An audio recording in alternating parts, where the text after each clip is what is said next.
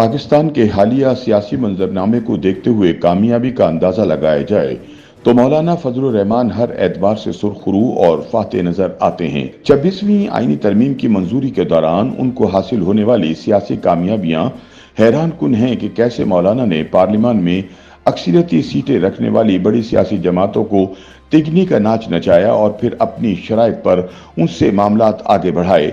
जहां माजी में खुद को मौलाना डीजल तक के खिताबात देने वाली पीटीआई की सियासी इमामत अपने सर ली, वहीं दूसरी जानिब अपने माजी के इत्तेहादियों से भी गिन गिन कर बदले लिए, यहां तक कि एस्टेब्लिशमेंट को भी आंखें दिखाने और ललकारने से बाज नहीं आए।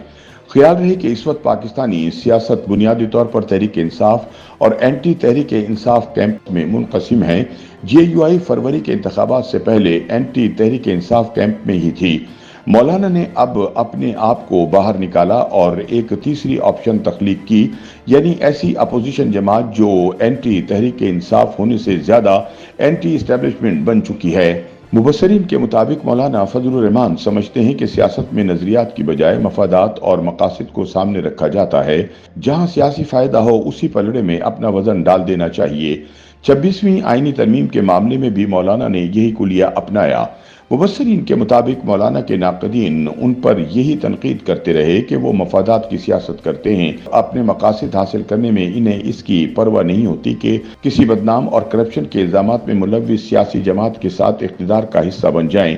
ये ख्याल दामनगीर नहीं रहता कि कोई उन पर अकरबा परवरी का इल्जाम लगा देगा, शायद इसलिए कि पार्टी पर उनकी गिरफ्त मजबूत थी और इसलिए भी इन्हें अपने वोट बैंक के पक्के होने का यकीन था। मुबस्सरीन के मुताबिक हालिया इलेक्शन में मौलाना को जो शदीद धचका पहुंचा वो इसलिए भी इनके लिए तकलीफ दे था कि वो पिछले 3 वर्षों में पीडीएम इत्तेहाद के सरबराह रहे और तब नून लीग और पीपीपी उनके साथ जुड़ी रही।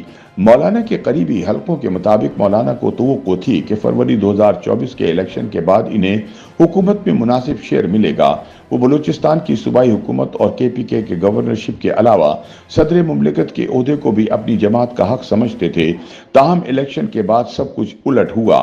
ताहम 26वीं आईनी तरमीम ने मौलाना फजलुर रहमान को मरकजी हैसियत दिलवा दी। फिर उन्होंने न सिर्फ मुतहर्रिफ सियासी जमातों से गिन गिन कर बदले लिए, बल्कि मौलाना ने 26वीं आईनी तरमीम के पहले ड्राफ्ट को ही यकसर रद्द कर दिया और फिर 3-4 हफ्तों तक मुज़ाकरात का ऐसा दौर चला जिसमें हर एक की तवज्जो का मरकज मौलाना फजलुर रहमान ही थे। कहा जाता है कि मौलाना ने तहरीक इंसाफ के रहनुमाओं को समझाया, इस तरमीम में हम मिलिट्री कोर्ट्स वाली शिक शामिल नहीं होने देंगे। आपके कायद पर जो केसेस हैं वो आसानी से अदालतों से ख़त्म हो जाएंगे, इसलिए जितना कुछ इस तरमीम से हज़फ हो रहा है इसे होने दें। अगर हम साथ शामिल ना हुए तो फिर आईनी तरमीम में कुछ भी आ सकता है। तहरीक इंसाफ को ये बात समझ आ गई, इसलिए उन्होंने आईनी तरमीम के हक में वोट डालने पर मौलाना को मतऊन नहीं किया और इसकी मुखालफत करने की बजाय तकनीकी तौर पर बायकॉट किया। मौलाना के करीबी साथियों के मुताबिक 26वीं आईनी तरमीम की मंजूरी के बाद हुकूमत यकीनी तौर पर जेयूआई को इक़्तिदार में शामिल करना चाह रही है, मगर मौलाना हुकूमत में शामिल होने से इनकारी हैं।